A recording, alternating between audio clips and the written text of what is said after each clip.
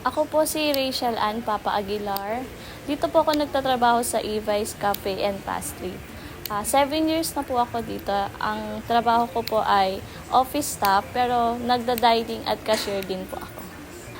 Dati po kasi may kakilala po ako na nagtatrabaho po siya sa Evice. Tapos sinabi niya po sa akin na hiring daw po. Tinry ko pong mag-apply tapos yun, natanggap naman po ako.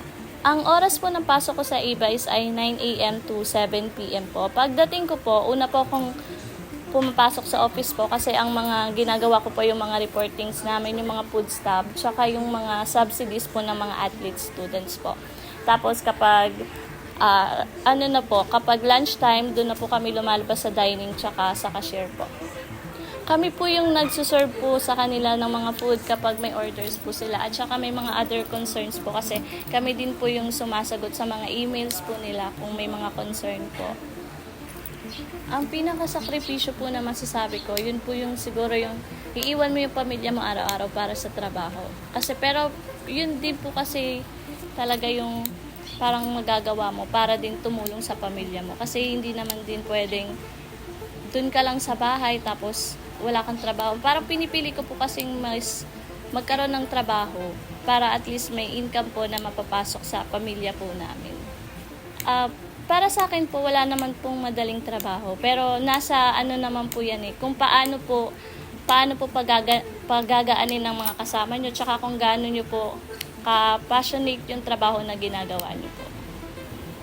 Ang pinaka nagpapalakas po talaga ng loob ko, yung mga anak ko po kasi maliliit pa po sila 4 po kasi sila. At saka yung isa po kasi yung bunso, parang grabe po kasi yung pinagdaanan namin ngayong buwan. Simula September po kasi na ICU siya kasi nagkaroon siya ng pneumonia. Pero ngayon po okay na po siya. Kaya last year din po nag-resign ako, 2024, kasi po nabuntis po ako dun sa bunso na hindi inaasahan. Tapos bumalik lang po ako ng 2025. Bali 1 year po ako na-stop. Opo. Yung pinsan ko po, parang nakiusap po ako sa kanya na siya po muna sa bahay habang wala po kami. Kasi parang hindi rin po ako kampante pag ibang tao po yung nag-aalaga sa mga anak ko. Kaya yung pinsan ko po yung pinakiusapan ko, siya po yung nagbabantay sa bahay po. Minsan lang po, hindi lang po maiwasan na absent kasi syempre magkakasakit po yung mga bata. Parang masuunahin mo po kasi yung kalusugan po nila. Kaya nito pong mga nakaraan, parang halos medyo pala-absent po ako. Simula po nung September. Kasi nung na-ICU po siya, ako po yung nagbantay. Halos 3 weeks po. Pero ngayon, okay na po. Nakakapasok na dire-diretso. Mabait po kasi yung yung owner po ng Evice. At saka, isa rin po kasi sa parang naging namin na hindi kami aalis hanggat may Evice. Kasi nung pandemic din po, syempre marami pong nawalan ng trabaho. Yung boss po namin, hindi rin po kami pinabayaan. Parang sinuport niya po lahat. Hindi po lahat nakaka-duty nung time na yun kasi ilan lang po yung na-lockdown. Dito lang din po kasi kami noon naka-stay. Hindi po kami pinapalabas. Bali 6 months. Pero pati po yung mga walang trabaho, sinusuportahan niya din po hanggat makakaya niya po. Kaya siguro yun din po yung nag-ano sa amin na tulungan din po yung Evice sa katulad ng pagtulong po sa amin. Parang gano'n. Siguro po isa na rin po yung parang ka-close na din po kasi namin yung ibang student. Kaya kapag papasok po, parang magaan na po yung environment na kapag papasok sila, good morning po, ganyan. Tapos makikipag-usap. Hindi lang po kasi kami nagtatrabaho. Parang may mga kapatid na din po kami na gano'n na ate, kuya, gano'n po. Tapos minsan kapag darating sila, galing sa kanila po, magkikwento sila kung anong mga ginawa nila, gano'n po. Kaya parang magaan na din po na hindi namin maiisip na ayaw na namin sa trabaho na to kasi parang toxic, ganyan po. Sa Evice naman po, okay naman po yung mga samahan namin kasi karamihan din po sa mga staff, matatagal na din po sila. May mga nag-start din po ng 2015 pa, kaya parang nagagamay na rin po namin yung isa't isa. Sasamahan po kasi namin, talaga pong nagkakaroon ng minsan away, hindi pagkakaunawaan. Kasi syempre, kanya-kanya naman po tayong mga dinadala sa buhay. Minsan, kahit hindi po sadya, kung may sasabihin ka sa katrabaho mo na offend siya, sasama na po yung loob niya, ganun. Parang magkakaroon na din po yun agad ng po namin sa isa't isa. Pero pag may ganun po kasing sitwasyon, ang ginagawa po namin, nag-uusap-usap po kami kung ano pong nangyari or kung paano po namin masusolusyonan yung ganun. Kasi mahirap po magtrabaho sa isang kumpanya or sa isang samahan po kung may mga ano po, hidwaan or hindi pagkakaunawan, parang medyo nakakailang po kumilos. Kaya mas maaga po na mas magandang ayusin na po namin para at least okay po yung pagtatrabaho po namin. Ito po yung parang pinaka first job ko na regular po ako. Tapos nung natanggap na po ako, tumagal po ako ng 7 years. Parang inisip ko na po na family na po yung ano ko sa e-vice. Kaya dito na po ako hanggat may e-vice po, gano'n. Pag tapos na po yung klase, nagpapaalam na po kami na magko-close na rin po kami para sa Christmas break. Tapos doon din po kami nag-decide kung anong araw po yung Christmas party namin, December or January po, gano'n. Ano po yung ginagawa niyo kapag Christmas party?